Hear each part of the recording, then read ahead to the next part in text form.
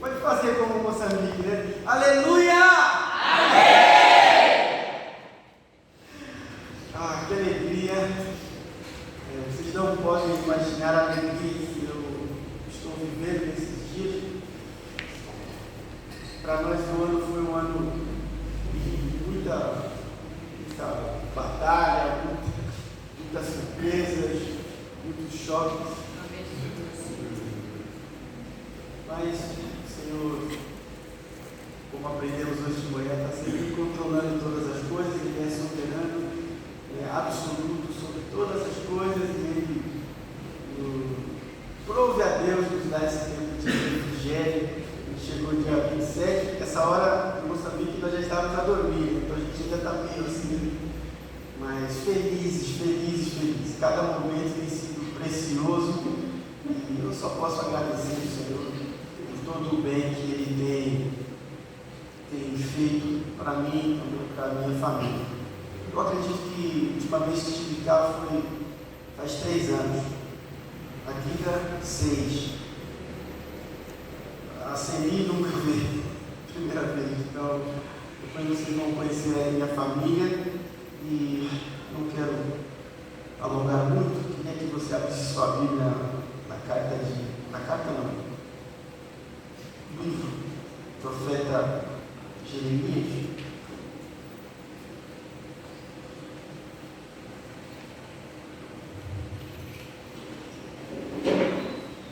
Capítulo 29.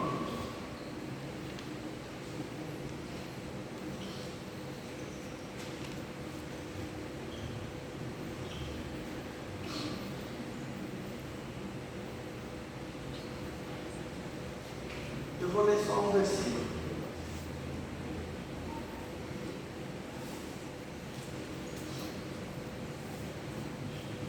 Profeta Jeremias 29, versículo 11.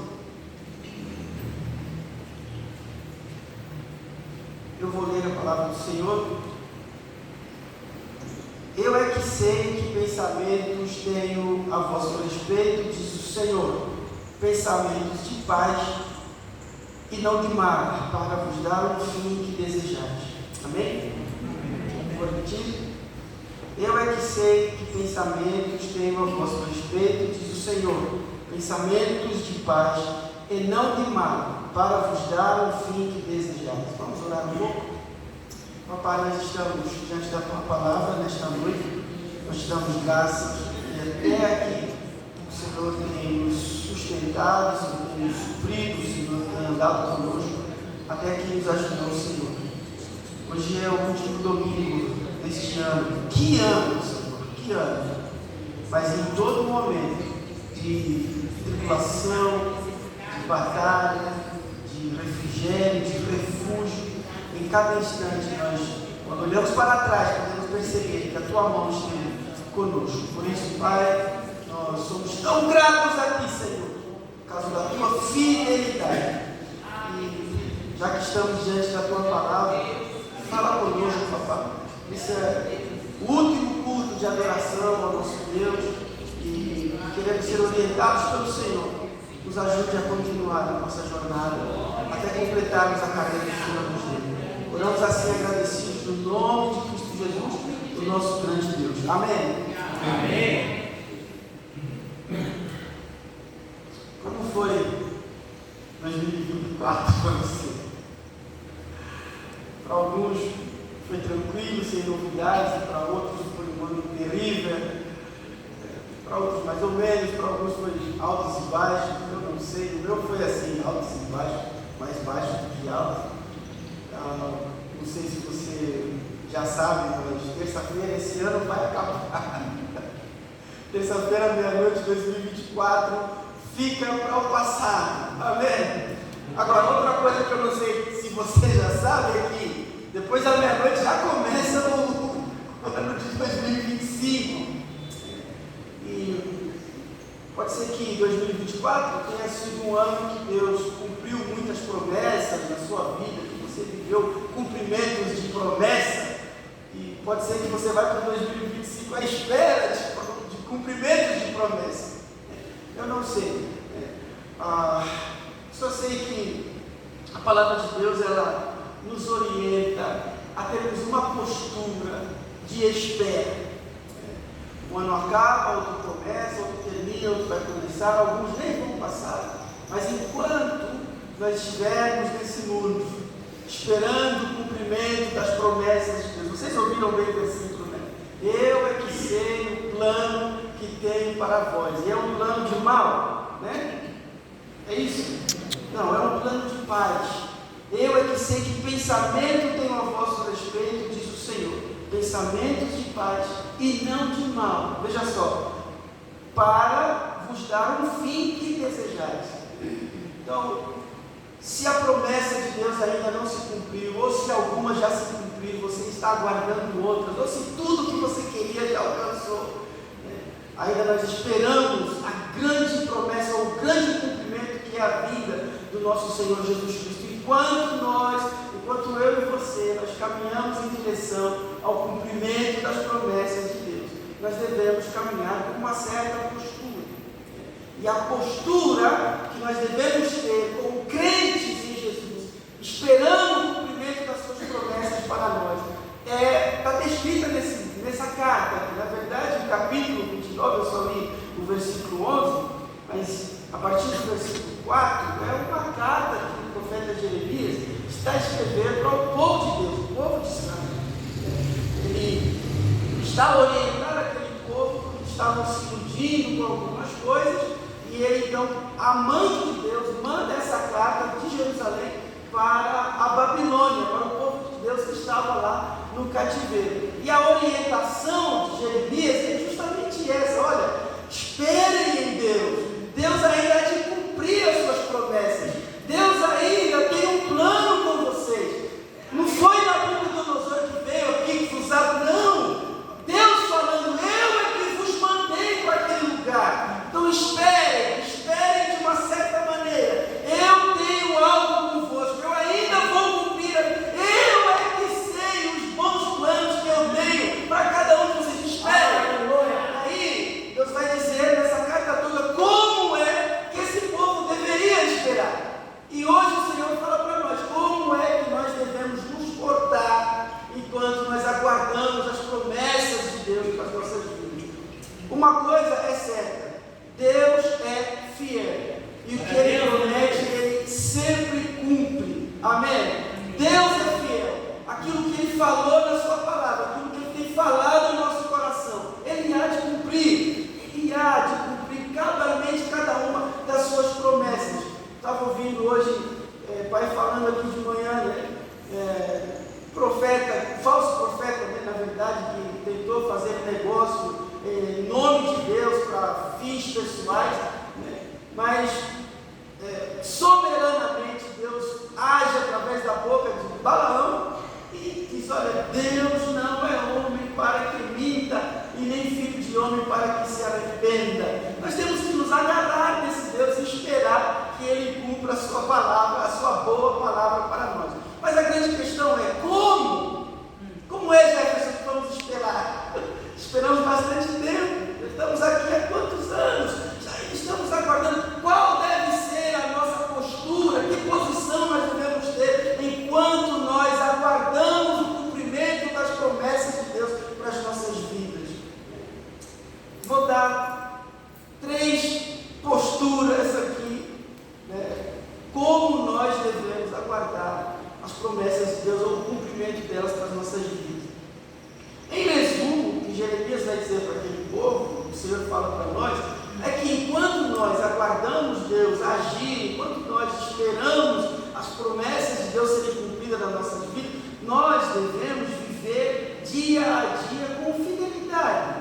Simples assim. Seja fiel no seu dia a dia, seja fiel naquilo que você já sabe, o que você tem que fazer. Olha, o 25 está chegando, eu não sei, eu até falei para a papá hoje, olha, eu estou vivendo dias que nunca vivi na minha vida. São dias assim de acordar de manhã e falar, hoje eu não vou fazer nada. Hoje é só descansar, eu não vou fazer nada. Eu vou pregar daqui 3 meses só, plano de homem, Vou pregar só daqui 3 meses, não vou fazer nada. vou dormir a hora que eu quiser, vou acordar a hora que eu quiser. Eu tenho grandes planos para esse ano que vem, né? Talvez você já tenha agendado todo o seu ano, eu não sei, mas olha, irmãos, independentemente, se você saiba o que vai acontecer, ou que você saiba o que vai fazer ou não, a Bíblia nos ensina a vivermos com fidelidade naquilo que nós já sabemos que temos de fazer. Seja fiel naquilo que você já sabe o que tem que fazer. É o resumo dessa carta de Jeremias. Olha, Deus tem planos para vocês, Deus não esqueceu vocês, é Deus que está aprovando vocês, é Deus que está punindo vocês por causa do vosso passado, por causa daquilo que vocês andaram a fazer contra Deus, mas Ele não vos abandonou, Ele está convosco, enquanto vocês esperam que Ele vos resgate. Sejam fiéis na vossa vida, sejam fiéis naquilo que vocês já aprenderam, naquilo que vocês já sabem. Amanhã a Deus pertence, você ainda não sabe nem se vai chegar amanhã, mas olha, enquanto você estiver a caminhar, caminhe de acordo com a vontade de Deus, de acordo com a palavra de Deus, de acordo com aquilo que Ele já te ordenou, né, que você viesse a fazer, viesse a viver. E, entrando um pouco mais, a carta de Jeremias, ela vai nos mostrar o que é viver com fidelidade. Na verdade, a fidelidade aqui é você agir com responsabilidade em cada área da sua vida. É simples assim. Como é que eu vou ser fiel a Deus? Haja com responsabilidade em cada área da sua vida. E muita gente pensa que a nossa vida espiritual, a nossa vida com Deus começa na igreja, na oração, no estudo da... Não, irmãos, não.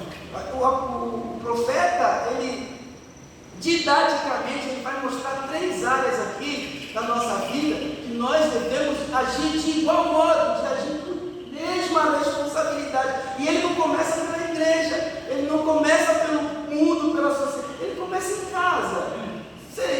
Eu não li, mas podemos dar uma pequena olhada aqui no versículo 4.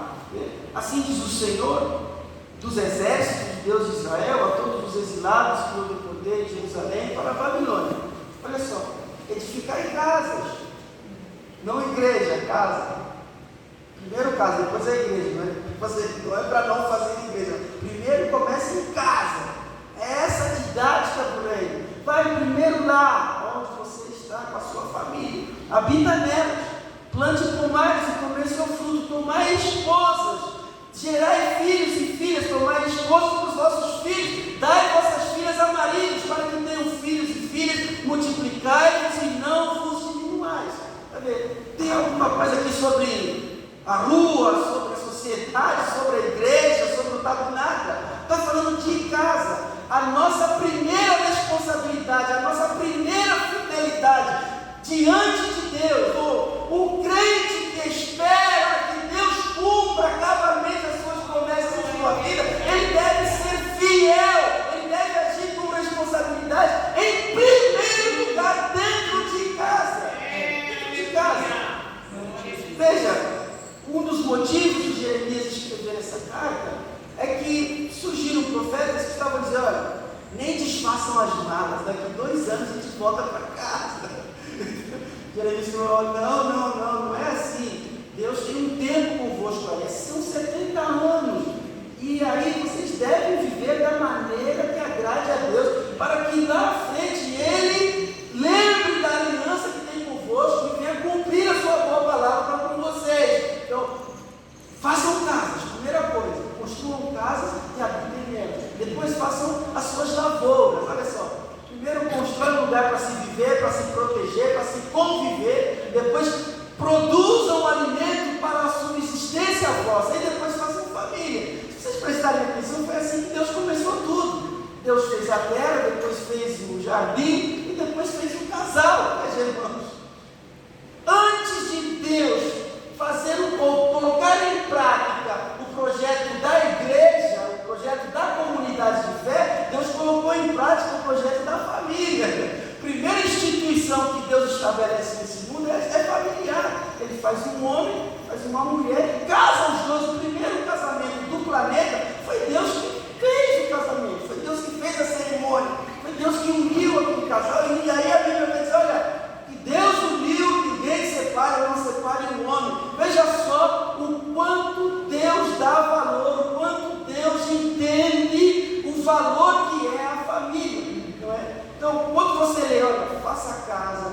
faça comadre, casem e dê os seus filhos em casamento. Você vê aqui Deus cuidando da preservação, né, dessa espécie, desse povo, em especial o povo judeu. Por quê? Porque 500 anos depois o Cristo nasceria justamente dessa tribo, né? E eles não poderiam estar lá vivendo de qualquer maneira, eles não poderiam estar deprimidos lá. Eu não quero saber de casar, ou eu não quero saber de meus filhos casem, eu não quero saber de família, eu não quero saber das minhas responsabilidades domésticas. Eu estou aqui, eu sou um escravo, eu vou ficar aqui assim mesmo, né? Deixando a vida me levar.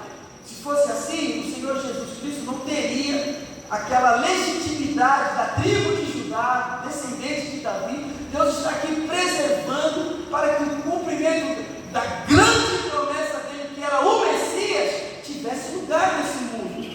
Mas esse é princípio de Deus, meus irmãos. Trazendo isso para nós temos que entender que esse é princípio de Deus. A nossa vida começa lá em casa. Amém? A nossa responsabilidade diante de Deus começa lá em casa. Não pensem vocês, né? Vamos conduzir o trabalho do Senhor da melhor forma, fazer as melhores performances, e fazermos isso, mas aquilo na casa de Deus, enquanto a nossa própria casa, ela está sendo levada de qualquer maneira, né? Um dia eu fui num círculo de oração, e as irmãs estavam ali a orar, e tinha uma senhora ali, né? Fogo puro mesmo, assim, profetizando para várias pessoas, e até para mim. Só que assim, era uma quarta-feira, a oração já estava indo para as 18 horas. Eu, na minha inocência de jovem, né, ia pensar, né, essa senhora está aqui desde sei lá que horas, aqui já são 18 horas, ela está aqui orando, pulando, sapateando, profetizando. Essa senhora não tem marido, não tem casa, não tem. E eu até lancei isso, porque me deram a possibilidade para falar, eu acabei falando um pouco sobre isso, né? Mas, irmãos, esse é princípio de Deus, né? Nós, se temos esperança de que Deus venha fazer algo para nós, hoje, né, eu não sei, ele é o evangelista, né? O evangelista falou aqui, né, que Deus nos abençoou e vai nos abençoar, Deus é fiel. Sim, irmãos, Deus tem muita coisa para fazer e Ele está a fazer, continuará a fazer, mas há um princípio inviolável, né? Para nós nos tornarmos recipientes do descobrimento dessas promessas de Deus, para nós não sermos imbecis, nós precisamos cuidar de nossas casas. Então, o apóstolo Paulo, ele tem um texto clássico dele em Efésios, né? Ele fala do marido, da esposa, dos filhos, né? E olha, irmãos, devemos viver com responsabilidade dentro do nosso lar. O marido seja um marido bíblico, a esposa seja uma esposa bíblica, o filho seja um filho bíblico, a mãe seja uma mãe bíblica. Lembra que Paulo falou lá, olha, marido, amem as vossas esposas igual Cristo amou a igreja. Eu não quero entrar, né, em detalhes nessa questão familiar, mas só um pouco, porque muitas vezes nós não entendemos bem o que Paulo quer dizer aqui, né? Paulo está falando, olha, marido, ame a sua esposa como Cristo amou a igreja. Como é que Cristo amou a igreja? Ele vai dizer à frente, olha, Cristo deu a sua vida nela. Então a gente pega esse versículo, a gente acha que não, eu sou marido, eu tenho que fazer todo o sacrifício pela minha esposa, para que ela tenha o bom e o melhor. Está errado, mas o foco do sacrifício do marido, o próprio texto lá de Efésios capítulo 5, não é esse. O foco, o marido cristão que quer ter a sua vida abençoada, que quer alcançar as bênçãos de Deus, ele deve se sacrificar para que a sua esposa o acompanhe, para que a sua esposa seja santificada, para que a sua esposa se aproxime de Deus. Esse é o maior sacrifício que cada marido deve fazer. Ele deve fazer tudo por tudo para que a sua esposa, a esposa que Deus lhe deu, se aproxime do Senhor. Ame o Senhor como Ele ama. Esse é o grande lance do marido dentro de casa. Eu preciso que a minha esposa seja santificada. Eu preciso conduzir a minha esposa para perto do Senhor. É justamente isso que o apóstolo Paulo está falando. E é esse o papel do marido. Veja, presbíteros, pastores, evangelistas, cantores, a sua responsabilidade primeiro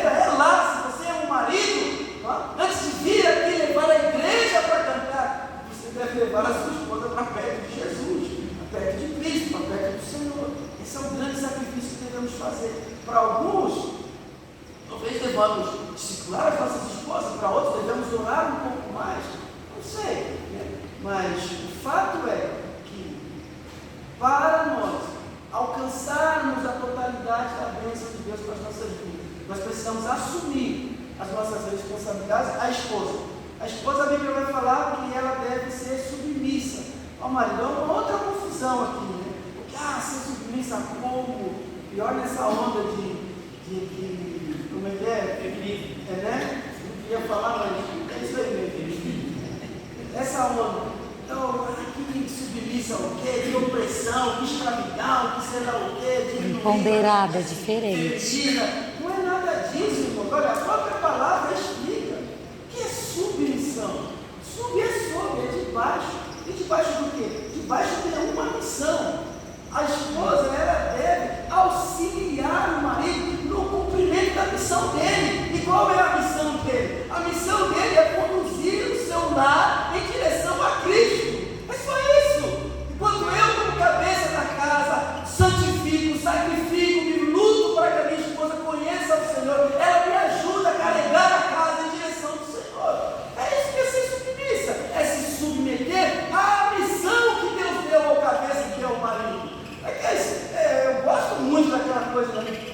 Quando Deus foi fazer a Eva, né? Ele tirou do meio, né? Do meio, não tirou lá de baixo. Ele tinha que tirar uma unha do pé. Deus não podia fazer uma mulher da unha do pé do Adão? Tinha, o cara, olha Adão, lá de baixo, né? E Adão, homem depois, né? Pecador, você ia apontar para você sai daqui, ó. O homem é assim, né? Nem tirou também lá de cima, para que ela também não apontasse para ele depois, ó. Tirou do meio, aqui é onde ela deve estar. Meio, auxiliando, acompanhando, cumprindo junto com esse marido a missão que Deus deu à família. Você quer um 2025 bem abençoado? Você está esperando promessas de Deus há muito tempo? Você quer que Deus cumpra algumas coisas na sua vida nesse ano que está para entrar? Então olhe para a tua casa, ajuste, né? Como Deus falou lá no Lei, Ezequias, coloque em ordem a sua casa. Não é que você vai morrer, é que as promessas de Deus vão te vir para a tua vida. Coloque em ordem, cumpra o seu papel dentro de casa. A relação do pai para o filho, né? Paulo, né, vai dizer, olha, discipline, corrija, eduque no Senhor, na palavra de Deus, né? Ele vai falar para não provocarmos os filhos, mas ele não deixa de citar a palavra disciplina ali. E hoje, cada dia é mais difícil corrigir um filho. O filho agora tem direitos humanos a seu favor. Mas, irmãos, como o Pedro falou, né? Olha, ei, senhores, julguem vocês, vamos obedecer a ordens ou vamos obedecer a Deus? A palavra de Deus diz, olha, sejam responsáveis em casa, cumpra o seu papel. Pai, corrija seu filho, discipline seu filho, no temor do Senhor. E filhos, obedeçam os vossos pais. Ele vai lembrar ele vai falar que é mandamento com promessa. Olha, vamos já falar de promessa. Será que Deus não tem promessa para adolescentes? Será que Deus não tem promessa para jovens solteiros dentro de casa? Tem! Você quer alcançar as promessas de Deus? Obedeça! Honre! Porque honrar vai além de obedecer. Sabe? Às vezes o filho obedece porque ele sabe que, imagina o senhor ia não obedecer a vida. Olha o tamanho da vida. Ele não é bobo de não obedecer a mãe, mas às vezes o filho faz contrariado. Sabe? Faz com má vontade, obedece porque não há outro meio, tem meio de chamego do cacete, da cacetada, lá na nossa vida é mais fácil, é xamboco, né? Eu tenho medo do xamboco, então obedece, mas filho, honrar é mais que obedecer. Honrar é obedecer com o objetivo de alegrar, de consolar, de confortar o pai, sabe? De o pai se sentir menos peso nas costas. Isso que é honrar. E a Bíblia vai dizer isso.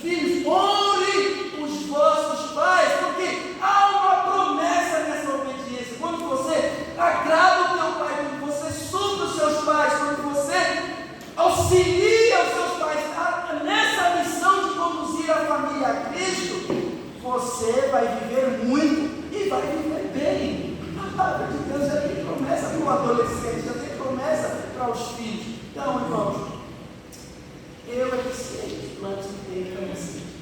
Planos de paz, planos de prosperidade. Eu quero vos dar um bom final na vossa história. Você quer viver isso? Quer ver essa palavra cumprida na sua vida? Comece a fazer aquilo que você já sabe que tem que fazer.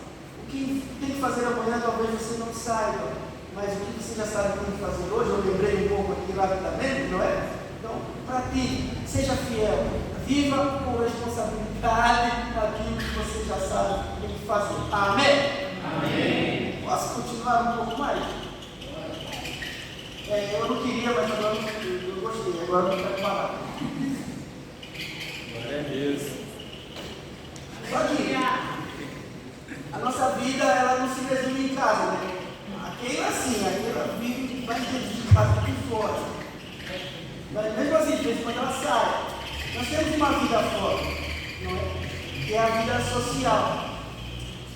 E o mesmo coração de ser fiel em casa, de viver com responsabilidade doméstica, nós devemos, da mesma maneira, ter responsabilidade social. Como vivemos nesse mundo? Vivendo com responsabilidade. Veja só o que o Jeremias vai falar no versículo 7. Diz assim, procurai a paz da cidade. Tá? Não é a paz da casa já está resolvida. Cada um cumprindo o seu papel, esperando Deus derramar as bênçãos na família.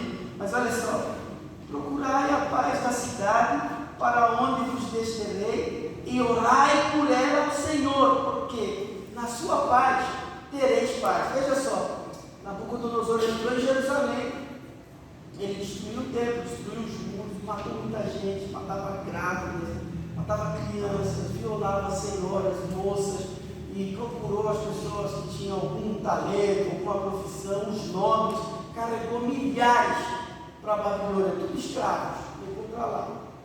Imagine que você estivesse ali no meio desses escravos do Nabucodonosor. Qual seria o seu sentimento em relação à Babilônia? Qual seria o seu sentimento em relação ao Nabucodonosor? Qual seria o seu sentimento à esquerda da Babilônia? Bom, eu certamente estaria com muito rancor. E se eu tivesse que orar pela Babilônia, eu ia orar assim, Deus, igual João orou pelos samaritanos, Senhor, eu posso pedir para que caia fogo do céu aqui e queima todo mundo. Aliás, há um salmo que descreve exatamente o Salmo 137, um levita anônimo, ele ora assim, ele ora e ele fala assim da Babilônia: feliz é aquele que esmagaram seus filhos numa pedra. Olha só o sentimento do levita com relação à Babilônia. Eles odiavam aquela cidade. Esse mesmo levita vai dizer: nós nos assentávamos e lamentávamos e chorávamos, lembrando da nossa terra. Esse era o sentimento daqueles filhos de Deus, daquele povo de Deus, né? Como se não bastasse, da tribo de Judá e de Benjamim, foram levados para o cativeiro. É um sentimento natural. Aí recebem essa carta 2 anos depois, do Jeremias falando: olha, procurem a paz, busquem a paz, lutem pela paz dessa cidade. E Deus vai dizer: para onde eu vos mandei? Está vendo? Nabucodonosor aqui não tem nada a ver. Ele foi só o instrumento de Deus, só o gancho de Deus para disciplinar o seu povo. Então, orem por essa cidade, busquem a paz dessa cidade.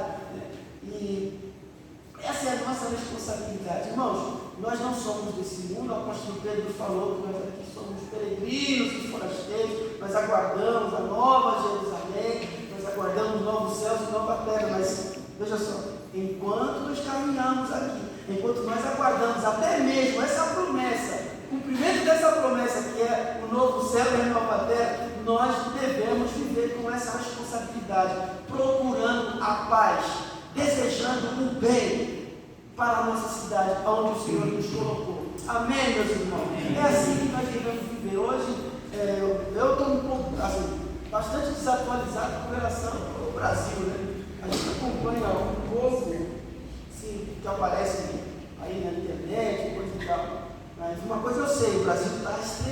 polarizado, né? Esquerda, direita, esquerda, e pronto. Uma confusão, e isso dividiu famílias, isso dividiu igrejas, né? Isso destruiu amizades antigas, né? Você é um esquerdista, você sei lá o que, é fascista, essas coisas. Dividiu, destruiu relacionamentos. Mas veja só o que a palavra de Deus diz, que é a nossa responsabilidade. Não é nem para um lado nem para o outro. A nossa obrigação, nossa responsabilidade é buscar a paz. Irmão, olha, não se iludam. Não se iludam. Quem acreditou na esquerda certamente já está decepcionado. Quem acreditou na direita também já ficou decepcionado. Não é um homem que há de vir aqui colocar ordem nisso aqui. Veja só, tanto que Deus nem toca no nome de Nabucodonosor. Aqui Nabucodonosor não tem nada a ver. O reino dessa terra não tem nada a ver. As pessoas, quando Cristo veio, quando Jesus veio a esse mundo, e pensaram que ele ia entrar, ia acabar com Roma, ia libertar, ia levantar a nação.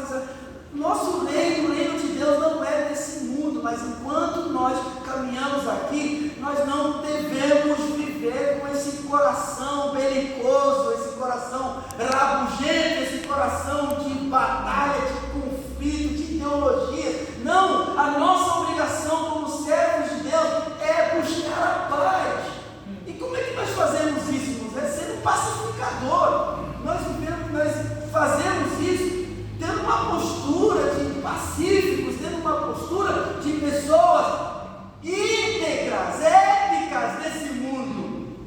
É esse que deve ser nosso comportamento lá fora, deve ser um comportamento que Jesus falou, de luz no meio dessa escuridão, sal no meio dessa podridão. É assim que nós devemos viver. Nós devemos cuidar da nossa casa, nós devemos cuidar dos nossos relacionamentos que temos fora. Nosso comportamento, nosso testemunho, a nossa vida deve refletir uma vida que espera algo maior, que é da parte do nosso Senhor. Deixa eu contar uma coisa rápida. Cuba não tem ônibus. Assim, nossos transportes são motos só. A cidade bem pequenina.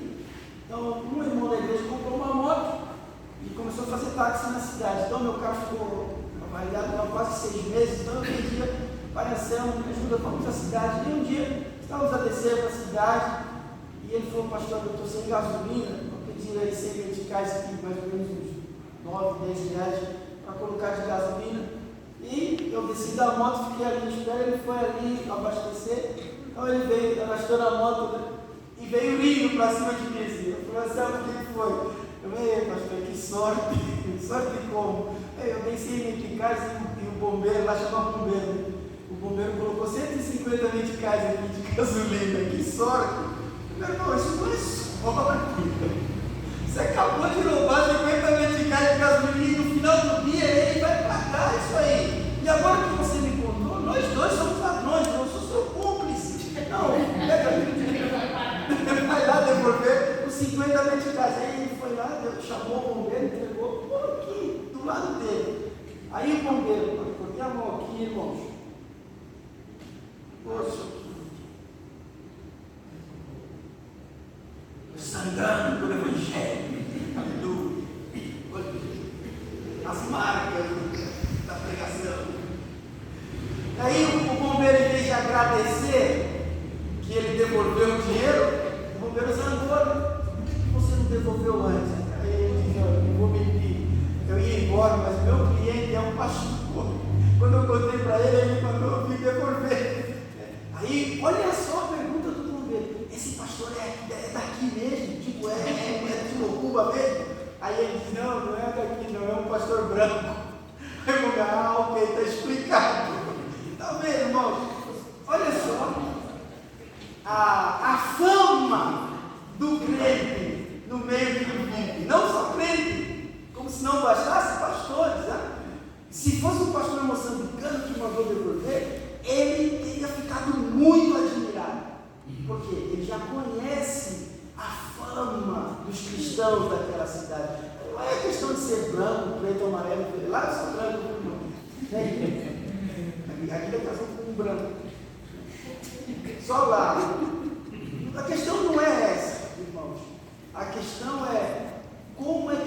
estamos dar o nosso testemunho, como é que nós estamos vivendo da segunda-feira até a sexta-feira, longe da igreja, longe dos irmãos, longe da família. Como é que nós fazemos os nossos negócios? Como é que nós cumprimos as nossas promessas? Como é que nós levamos a nossa vida no meio dessa cidade? É daí que começa a nossa responsabilidade, viver bem, viver certo, viver corretamente. Um dia um pastor dando aula para nós, ele disse: olha, se você pegar uma mortadela e você cortar ela naquela máquina, fatia, cortar e deixar assim, aí a mortadela, se você for ali no meio, tirar uma fatia, encostar, nem a balança vai descobrir. Uma fatia de meia balança, só se for uma balança de muita pressão, aquela balança da padaria, pode tirar até umas 2 fatias que ela não vai acusar. E o dono também não vai saber. Mas olha, você sabe. E outra pessoa também sabe. Então, irmãos, busquem a paz da cidade. Seja um exemplo dessa paz. Seja exemplo dessa integridade na presença das pessoas onde você vive aí fora. E ele vai falar, não é só buscar a paz, não é só tirar a sua confiança do seu partido e colocar em Deus, mas é orar pela cidade. Eu gostaria, com muita humildade, gostaria de perguntar para você assim: se você ora 10 minutos, qual tem sido o conteúdo dessa sua oração?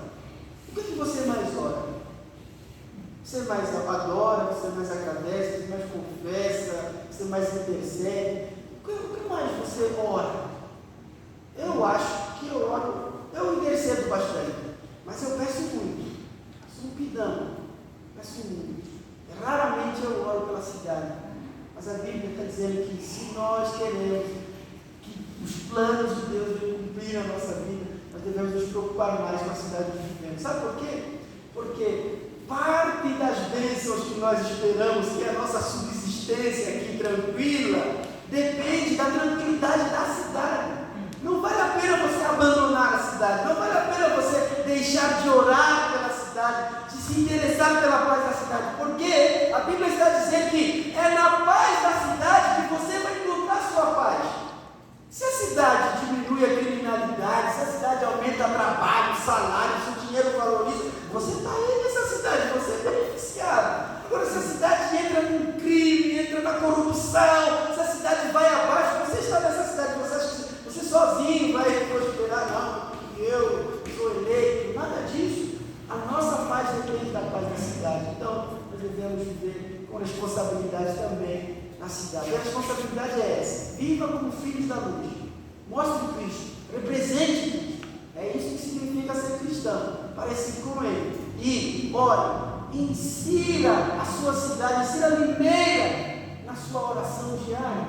Não se esqueça de orar com Limeira. Depois eu estava conversando com o irmão aí, chegado, ele falou: esse ano, o prefeito que é filho de um outro aí, um Zé aí, um bandido ladrão.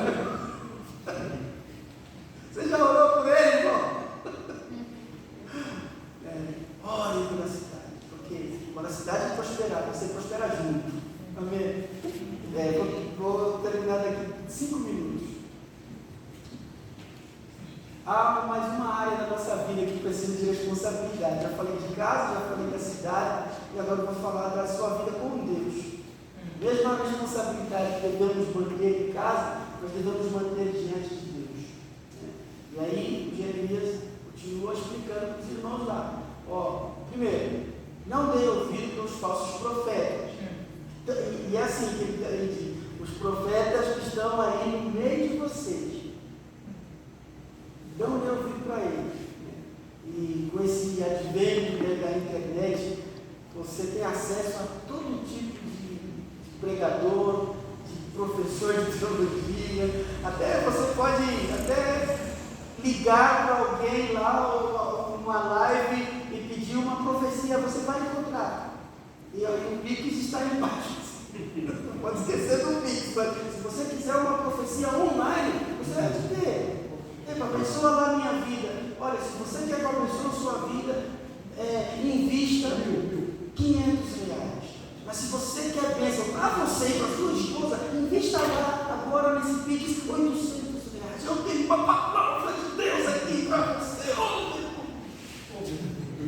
Você nunca viu isso aí? Eu que estou lá no mato, já vi isso aí. Todo tipo de profeta, mas o mesmo Zaleco. Olha, não caia na conversa dos falsos profetas. No tempo dele existiu, no tempo de Jesus existiu, porque Jesus falou também, não, cuidado com eles, não era só na época de Jeremias, aqui também tem, eles vêm como ovelhas, ou como lobos, vestidos de ovelha, mas pelo fruto vocês vão conhecer. Cuidado, meus irmãos.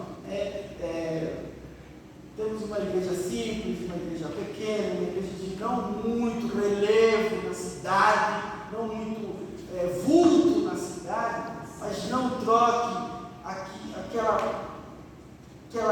aquela caminhada fiel, perseverante, aquela dose diária de palavra de Deus, de palavra séria, de palavra sã, por profecias vazias, por massagens no seu ego. Não caia nisso. Isso aí não vai te levar a nada. E sabe, o falso profeta ele só tem um objetivo, só é o seu bolso. O apóstolo Pedro falou, eles estão aí entre vocês para fazer comércio de vocês. Ele não está nem um pouco preocupado com a sua aflição. Ele não está nem um pouco preocupado com a sua tribulação. Ele quer o que você tem, até o que você não tem. O objetivo dele é enriquecer-se na sua custa. Então, primeiro, pare de ficar procurando movimentos. Pare de ficar procurando consolo no pasto do outro. Aquela história, né, que a relva do outro parece sempre mais verde que a sua. Mas não, pare de ouvir falsos profetas. A palavra de Deus, meus irmãos, o apóstolo Paulo falou, ela é poderosa, ela é apta para, primeiro, corrigir, repreender, sabe? A palavra de Deus serve para repreender. Então, palavra que só te põe para cima, que te motiva, isso não é palavra de Deus, isso alguém me ajudou aí? Bajulação. Mas essa bajulação é uma armadilha para você. Não pare de correr pelo caminho mais fácil. Jesus falou que o caminho que ele leva para o reino ele é apertado. Escute a palavra de Deus, procure praticar a palavra de Deus, seja fiel à palavra de Deus. E depois, por fim, ele vai dizer assim: me invocareis, passareis a orar a mim, e eu os ouvirei. Buscar-me-eis e me achareis, quando me buscareis de todo o vosso coração. Há um jeito certo de buscar a Deus, que é com todo o coração. O que é buscar a Deus com todo o coração? Sem reserva, simples. Como o Davi falou, né? Elevar a Deus a sua alma, confessar de verdade, se arrepender de verdade, adorar de verdade, buscar de verdade. Isso que é orar com todo o coração. Orar, um dia meu pai me ensinou, ele aprendeu de alguém também, nós devemos orar até orar de verdade. E outra frase dele é orar até o coração aquecer. Isso não tem a ver com emoção, tem a ver com sinceridade, irmãos. Sabe? Saber diante de quem você está. Hoje eu vim na escola dominical e eu estava admirado pelo tema, né? Porque eu percebi que, não sei se é todas as lições, mas a de hoje estava falando um pouco, sabe, de qualidades que o nosso Deus tem, que só Ele tem. E para que nós estudamos os atributos de Deus? Para que nós estudamos o caráter de Deus? Para quê, irmão? Para lhe conhecer mais, para lhe respeitar mais, para lhe obedecer mais, para lhe entender mais. A Bíblia vai dizer lá na lei de Moisés que o rei, quando vocês tiverem um rei, o rei deve ter uma cópia da lei e ele deve ter ela todos os dias para aprender a respeitar o Senhor.